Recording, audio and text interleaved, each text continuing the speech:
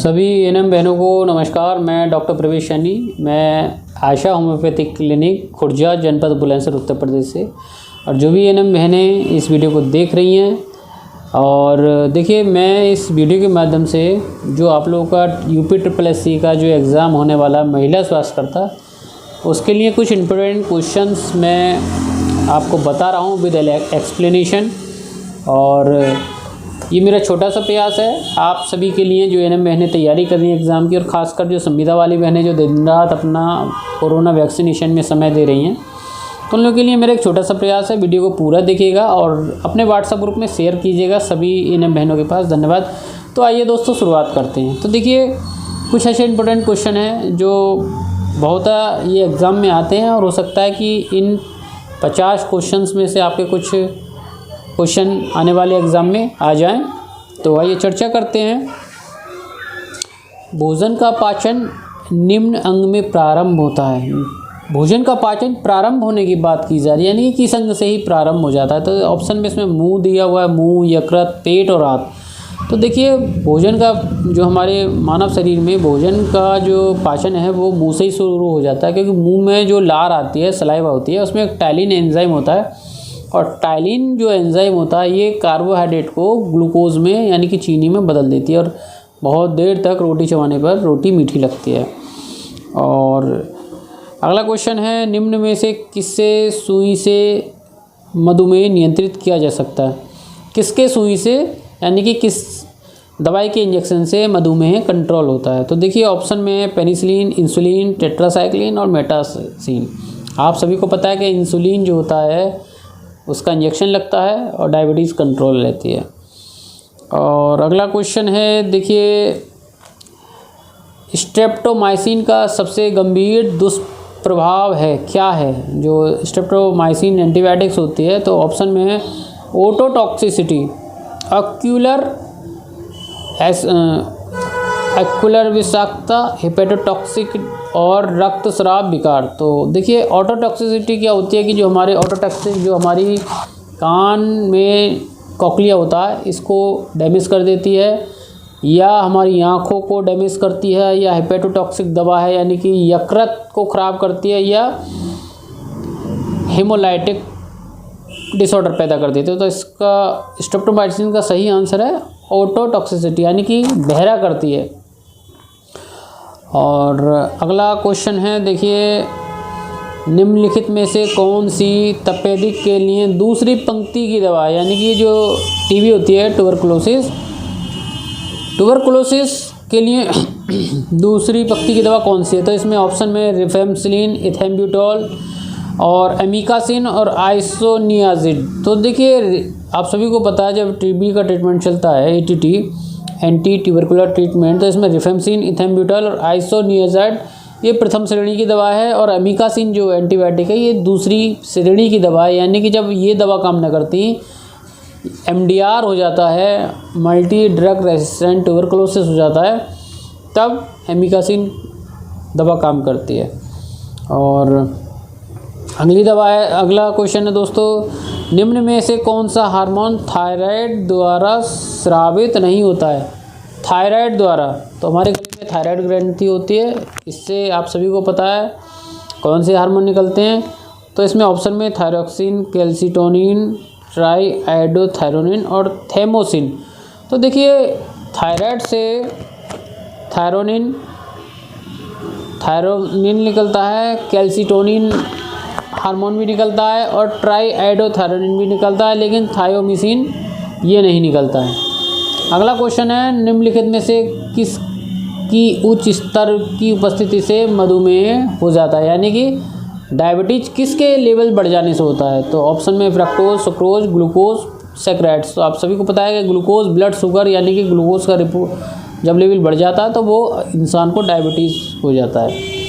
और अगला क्वेश्चन है, मनुष्य के शरीर की वह ग्रंथि जो एंजाइम और हार्मोन दोनों स्रावित करती है। देखिए इस तरह की ग्लैंड्स जो एंजाइम और हार्मोन दोनों का काम करती हैं, यानी कि एंजाइम भी वो सिक्रेट करती हैं और हार्मोन सिंथेसिस भी करती हैं, हार्मोन सिक्रेट करती हैं। ऐसी ग्लैंड्स को मिक्स ग्लैंड्स बोलते हैं। तो इसमें ऑप्शन की बात करें, यकृत, अग्नाशय, लार ग्रंथि, पीयूष ग्रंथि। तो देखिए अग्नाशय जो होता है ये गैस्ट्रिक जूस जो होते हैं, पाचन वाले रस भी सेक्रेट करते हैं पेंक्रियाज, और इंसुलिन भी रिलीज़ करते हैं, यानी कि हार्मोन भी रिलीज़ करते हैं। और अगला क्वेश्चन है, मनुष्य के नवजात शिशु को स्तन ग्रंथि से निकलने सबसे पहला जो स्राव पिलाया जाता है जिसको कोलेस्ट्रम कहते हैं, कोलेस्ट्रम का क्या उपयोगिता है या क्या काम करता है, किस चीज़ के लिए आवश्यक है? तो ऑप्शन में विकास के लिए आवश्यक तत्व, रोग प्रतिरोधक शक्ति, निद्रा, विकास के लिए पोषण। तो देखिए जो कोलेस्ट्रम होता है, कोलेस्ट्रम में माँ का प्रथम दूध होता है, इसमें इम्यूनोग्लोबिन्स होती हैं और ये बच्चे के शरीर में जाती हैं, और इम्यूनोग्लोबिन्स जो होती हैं वो रोग प्रतिरोधक शक्ति को बच्चे को प्रदान करती हैं। तो इसका सही आंसर है रोग प्रतिरोधक शक्ति। और इसको हम प्रथम वैक्सीन भी कह सकते हैं, प्रथम वैक्सीन माँ का जो कोलेस्ट्रम होता है, और बहुत ज़रूरी होता है, बहुत नितांत ज़रूरी होता है बच्चों के लिए। अब अगला क्वेश्चन है, निम्न में से कौन सा हार्मोन पिट्यूटरी ग्लैंड द्वारा स्रावित नहीं किया जाता? ऑप्शन है थायराइड उत्तेजक हार्मोन, प्रोलैक्टिन, वैसोप्रेसिन, सोमाटोस्टैटिन। तो इसमें देखिए थायराइड यानी कि TSH भी हमारे पिट्यूटरी से आ जाता है, प्रोलैक्टिन का काम वो भी पिट्यूटरी ग्लैंड से ही स्रावित होता है, वैसोप्रेसिन भी इसी से स्रावित होता है, सोमाटोस्टैटिन ये हमारे पिट्यूटरी ग्लैंड से नहीं रिलीज़ होता। और अगला क्वेश्चन है, भ्रूण को एक विशेष ऊतक की सहायता से माँ के रक्त से पोषण प्राप्त होता है, किससे प्राप्त होता है? आप सभी को पता है प्लेसेंटा, जिसको गर्भनाल भी कहते हैं। अन्य ऑप्शन में गर्भाशय ग्रीवा, फैलोपियन ट्यूब, गर्भाशय। तो अगला क्वेश्चन है, प्रोस्टेट ग्रंथि किसके नीचे मौजूद होती है? ऑप्शन में दिया हुआ है मूत्राशय, अंडकोशिका, गुर्दे, लिंग। तो देखिए जो आप सभी को पता होगा, जो प्रोस्टेट है, प्रोस्टेट केवल नर में पाई जाती है, यानी कि आदमियों में ही प्रोस्टेट ग्लैंड्स होती है, और जो आपका जो मूत्राशय होता है यूरिनरी ब्लैडर की नेक पर ये होता है। तो इसका सही आंसर है मूत्राशय, यानी कि यूरिनरी ब्लैडर की गर्दन पर ही होता है।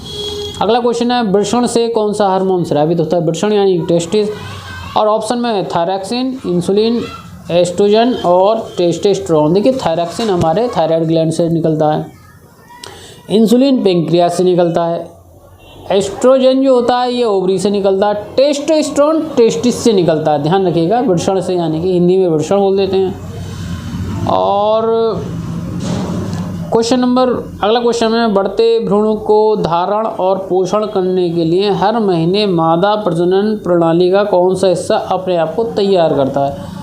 वही आप सभी को पता है, ऑप्शन में योनि है, गर्भाशय ग्रीवा यानी कि सर्विक्स, अंडाशय यानी ओवरी, और यूट्रस। तो सभी को पता है कि यूट्रस में ही बच्चा जो इम्प्लांट होता है और वहीं से अपना भ्रूण वगैरह लेता है, जो भी पोषण वगैरह लेता है।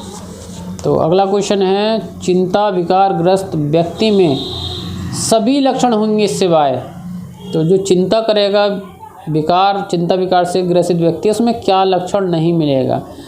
तो बढ़ी हुई हृदय गति, तेज़ी से सांस लेना, नींद में वृद्धि, बेचैनी। तो देखिए जो चिंता वाला व्यक्ति है उसमें बेचैन भी रहेगा, हृदय गति भी ज़्यादा मिलेगी, तेज़ी से सांस भी वो लेगा। तो इसमें नींद में वृद्धि नहीं होनी है, नींद तो और कम हो जाती है चिंता में। अगला क्वेश्चन है, एक अवस्था जिसमें व्यक्ति की मजबूत भावनाएं होती हैं और अनियंत्रित तरीके से व्यवहार करता है, उसे क्या कहते हैं बीमारी को? ऑप्शन में है तनाव, हिस्टीरिया, कोरिया, उपरोक्त सभी। तो देखिए भावनाएं हैं और अनियंत्रित तरीके से व्यवहार करता है, तो इसको हम बोलते हैं हिस्टीरिया। सही आंसर है हिस्टीरिया। ऐसे मरीज को बोलते हैं हिस्टेरिकल, यानी कि वो एक तरह से पागलों जैसी हरकतें करेगा और बाकी उसके दिमाग में सब चीज़ें सही आएंगी, केवल भावनाओं में थोड़ा सा भावनाएं उसकी अनियंत्रित हो जाती हैं, गलत तरीके से व्यवहार करता है। तो दोस्तों अगला हम बात करते हैं कि श्वसन एसिडोसिस के विकास में इनमें से कौन सी अवस्था का योगदान है? तो ऑप्शन है एम्फीसीमिया, अति वातायनता, दस्त और एक्लेशिया। तो इसमें देखिए बहुत ज़्यादा जब आदमी सांस लेता, तेज़ी से सांस लेता है, यानी कि अति वायताना, तो इसमें क्या होता है कि कार्बन डाइऑक्साइड हमारे शरीर से, फेफड़ों से निकल नहीं पाती, ब्लड में कार्बन डाइऑक्साइड का लेवल बढ़ जाता है। ये जो कंडीशन है श्वसन एसिडोसिस कहलाती है। तो ये जल्दी सांस लेने के कारण होता है। और देखिए अगला क्वेश्चन है, पूर्ण वर्णांधता, नेफ्राइटिस आदि वंशागत बीमारी गुण हैं। ऑप्शन में है एक्स लिंक्ड, XX लिंक्ड, या XY सहलग्न, या Y सहलग्न, यानी कि इसका सही आंसर है X सहलग्न ये।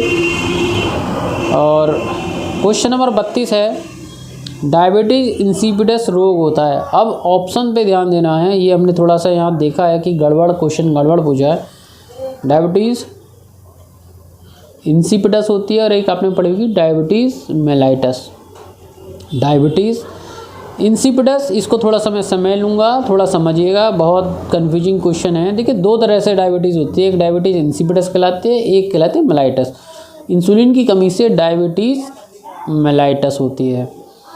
और जो इंसिपिडस होती है वो एंटी डायरेटिक हार्मोन्स की कमी से होती है। हमारे जो एड्रिनल ग्लैंड्स होती हैं उससे एक हार्मोन निकलता है ADH, जिसको एंटी डायरेटिक हार्मोन्स कहते हैं। ADH का काम होता है, ये ADH होता है जब नेफ्रॉन से मूत्र छन कर जाता है तो उसको लास्ट में जितना वाटर कंटेंट होता है वो उसको एब्जॉर्ब कर लेता है, पानी को वापस एब्जॉर्ब कर लेते हैं। जब ADH की कमी हो जाती है, इस हार्मोन की कमी के कारण यूरिन के साथ पानी की मात्रा ज़्यादा होगी, बार बार पेशाब जाएगा, इसको पॉलीयूरिया बोलेंगे, इसलिए इसको डायबिटीज़ इंसिपिडस बोल देते हैं। तो ये ADH हार्मोन की कमी से होता है। अब इसमें ऑप्शन जो दे रखे हैं वो ग्लूकागॉन की कमी से, इंसुलिन की कमी से, थायरॉक्सिन की कमी से, उपर्युक्त में से कोई नहीं। तो इसका सही आंसर है D, उपर्युक्त में से किसी के द्वारा नहीं। तो अब हम बात करते हैं, गलसुआ मम्स एक वायरल रोग है जो सूजन पैदा करता है। मम्स में आपने पता है कि पैरोटिड ग्लैंड्स जो होती हैं उनमें सूजन हो जाएगी। अच्छा जी, अब अगला क्वेश्चन हम बात करते हैं कि एक रोगी को जो लंबी बीमारी से पीड़ित है और प्रतिजीवी अवस्था पर है, उसके आहार में प्रोबायोटिक्स लेने की सलाह दी जाती है। ये प्रोबायोटिक्स पूरक है जिसमें आवश्यक मात्रा में क्या होते हैं, प्रोबायोटिक्स। आप समझिएगा शब्द प्रोबायोटिक्स। इसमें क्या होते हैं, प्रोटीन होते हैं, विटामिन होते हैं, लैक्टोबैसिलस जीवाणु होते हैं और विद्युत अपघटन होते हैं, यानी कि साल्ट्स होते हैं। तो देखिए अब कोई व्यक्ति जब लंबे टाइम तक एंटीबायोटिक्स लेता है तो एंटीबायोटिक्स के कारण कुछ हमारी आंतों में अच्छे बैक्टीरिया होते हैं। एंटीबायोटिक्स के लगातार सेवन से वो अच्छे बैक्टीरिया भी कील हो जाते हैं, जिससे शरीर की इम्यूनिटी डाउन हो जाती है। तो इसलिए जो लंबे टाइम तक जो भी मरीज़ एंटीबायोटिक्स पर होता है तो उसको प्रोबायोटिक्स दिए जाते हैं। प्रोबायोटिक्स में लैक्टोबैसिलस जीवाणु होते हैं, बैक्टीरिया होते हैं, जो उसकी कुछ ज़रूरी जो गुड बैक्टीरिया का काम वो करते रहते हैं। तो आप समझ गए होंगे। और दही जो होती है दोस्तों, दही में भी जीवाणु होते हैं, अच्छे वाले जीवाणु होते हैं। तो दही एक तरह से प्रोबायोटिक्स का भी काम करती है। आप दही का निरंतर सेवन कीजिए, आपकी इम्यूनिटी स्ट्रांग रहेगी। अब अगला क्वेश्चन है, मादा एडीज़ मच्छर किस रोग का वाहक है। मादा एडीज़ आप सभी को पता है भाई, मलेरिया होता है मादा एडीज़ से।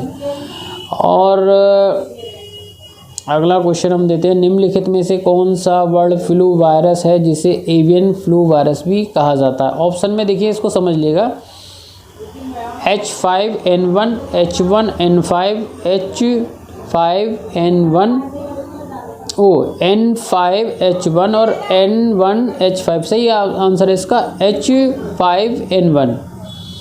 और दोस्तों, विटामिन ए की कमी से कौन सा बीमारी होती है। भाई आप सभी को पता है, विटामिन ए जिसको हम रेटिनॉल कहते हैं, उसकी कमी से नाइट ब्लाइंडनेस हो जाती है, जिसको रतौंधी बोल देते हैं।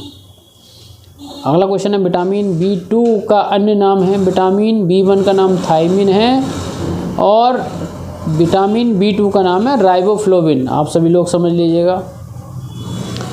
और खाद्य पदार्थों के परिरक्षण प्रिजर्वेटिव के लिए कौन सा रसायन इस्तेमाल होता है। ऑप्शन है caustic soda, sodium benzoate, sodium chloride और सोडियम बाइकार्बोनेट। तो देखिए सोडियम बेंजोएट जो होता है ये प्रिजर्वेटिव के रूप में इस्तेमाल होता है। अगला हम क्वेश्चन की बात करें तो विटामिन डी की कमी से क्या होता है। विटामिन डी की कमी से रिकेट्स और अस्थि मृदुता की बीमारी होती है। इसमें और भी ऑप्शन दे रखे हैं। कुछ ऑप्शन भी है मेगलोब्लास्टिक एनीमिया, ये देखिए पर्निसिस एनीमिया की श्रेणी में आता है, विटामिन B12 की कमी से होता है। एक हुआ क्रेटोमलेशिया, क्रेटोमलेशिया एक बेरी विटामिन थायमिन जो होता है विटामिन B1 उसकी कमी से बेरी बीमारी हो जाती है। टेबल ग्लूकोज किस प्रकार की शर्करा, यानी कि जो टेबल चीनी होती है उसमें क्या होता है, उसमें सुक्रोज होता है, ध्यान रखिएगा। और फ्रक्टोज होता है, ये फलों में जो मिठास होती है वो होती है। और अगला क्वेश्चन है निम्न में से कौन सा खाद्य पदार्थ लौह तत्व से भरपूर है, यानी कि आयरन कंटेंट ज़्यादा है। इसमें ऑप्शन में गेहूँ, दालें, सेब, संतरा। तो संतरा में विटामिन सी ज़्यादा होगा, सेब जो होता है इसमें आयरन ज़्यादा होता है, दाल में प्रोटीन होती है और गेहूं में प्रोटीन और कार्बोहाइड्रेट दोनों प्रचुर मात्रा में होते हैं। एक बहुत अच्छा क्वेश्चन है, हालांकि आपके जो अधिकतर क्वेश्चन है वो 12th लेवल के हैं, तो हमें ये थोड़ा सा अच्छा लग रहा है कि हम आपके लिए कुछ समय अच्छे वीडियोस बनाएं, कुछ आपका जो एग्ज़ाम की तैयारी हो जाए। तो हृदय का कौन सा भाग ऑक्सीकृत रक्त प्राप्त करता है, यानी कि ऑक्सीजनेटेड ब्लड। इसमें ऑप्शन में बायां लिंद, ऑप्शन बी है दायां लिंद, फिर है बायां निलय और दायां निलय। तो देखिए जो बायां लिंद यानी कि राइट एट्रियम जो होता है ना, राइट एट्रियम में ऑक्सीजनेटेड ब्लड लंग से होकर वो लेफ्ट एट्रियम में आता है। और वह धमनी जो सिर और गले में रक्त आपूर्ति करती है, यानी कि ऐसी कौन सी आर्टरीज है जो हमारे पूरे दिमाग को और हमारे गले में ब्लड की सप्लाई करती है। ऑप्शन में कोरोनरी धमनी, फिर है कैरोटिड धमनी और मिसेंट्रिक धमनी और अंतरपसली। तो देखिए कोरोनरी जो होती हैं हमारी हृदय की धमनियाँ होती हैं, हृदय को जो ब्लड सप्लाई देती हैं। कैरोटिड जो ग्लैंड होती है, यहाँ पर एक कैरोटिड ग्लैंड्स होगी। अगर आप इस तरह से उंगली लगाकर पल्स महसूस करेंगे, हल्के हाथ से महसूस करिएगा, पता चला कि भैया आपका ही ब्लड सप्लाई रुक गया। तो इस तरह से पल्स महसूस करते हैं, ये यहाँ पर कैरोटिड ग्लैंड होती है। और अगला क्वेश्चन है जब प्लाज्मा ऊतक में प्रवेश करता है तो उसे क्या कहते हैं। तो दोस्तों ये उपरोक्त क्वेश्चन है। अगर क्वेश्चन आपको अच्छे लगे हों, वीडियो अच्छा लगा हो तो प्लीज़ लाइक करिएगा, आप कमेंट करके ज़रूर बताइएगा कोई भी आपकी राय है, वीडियो में कमी है तो धन्यवाद। मैं डॉक्टर प्रवेश सैनी स्वागत करता हूँ फिर से आप सभी का, और अपने व्हाट्सएप ग्रुप में ज़रूर भेजा करें। हम आपके लिए इतनी मेहनत कर रहे हैं तो हम आपका भी एक छोटा सा ये दायित्व बन जाता है, भाई डॉक्टर साहब के कुछ सब्सक्राइबर बढ़वा दीजिए आप। तो धन्यवाद, नमस्कार, जय हिंद।